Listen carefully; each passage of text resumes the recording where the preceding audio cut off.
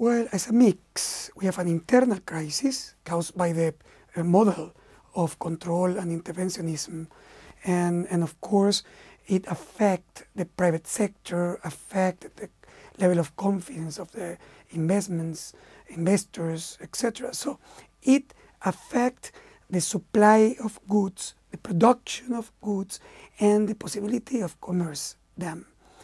But having this crisis, we now have a new one, and the new one is coming from the oil prices. Of course, Venezuela is a producer, and for us, our income depends almost completely from the oil income. With the prices plummet, the income of Venezuela went down, and we expect for 2015 to have about half of the income that we had last year, losing about $30 billion. It means a lot of money for Venezuelans, and of course is a drama for the government and for the Venezuelan people.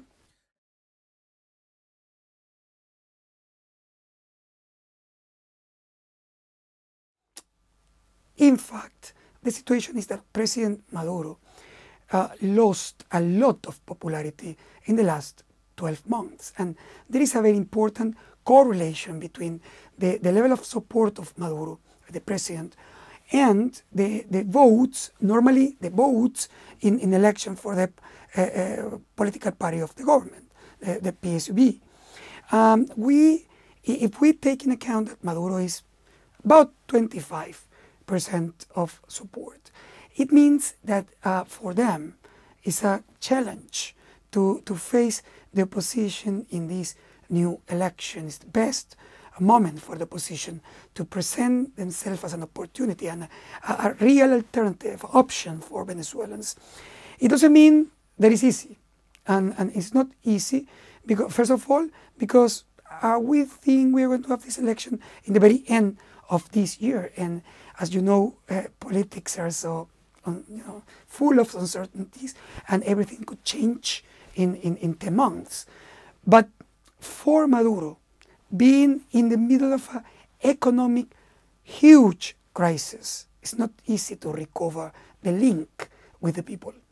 And the opposition has the opportunity to present themselves as not just as a new option, but the way to punish the government of Maduro.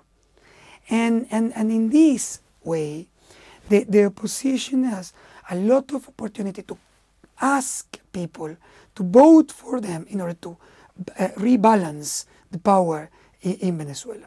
The problem is that the opposition is divided.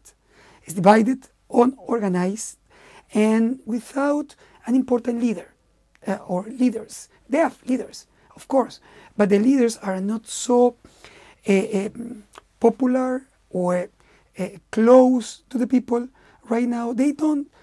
The people is not in love with anybody in the opposition.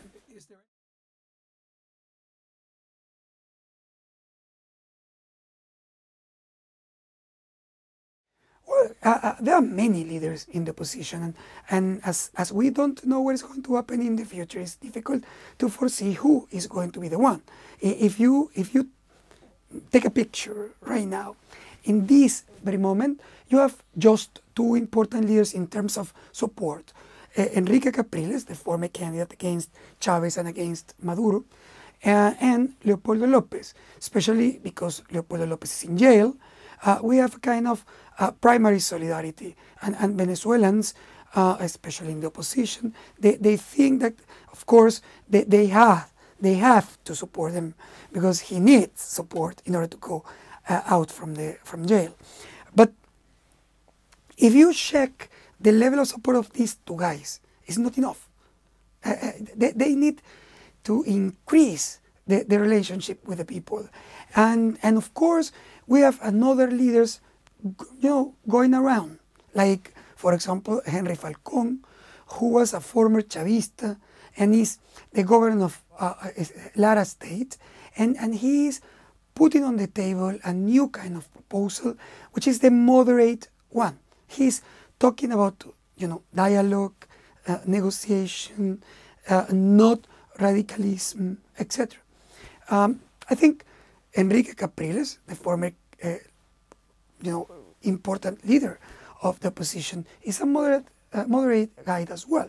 But Falcón is trying to be more, specifically moderate, more in the middle between the traditional opposition and the Chavism.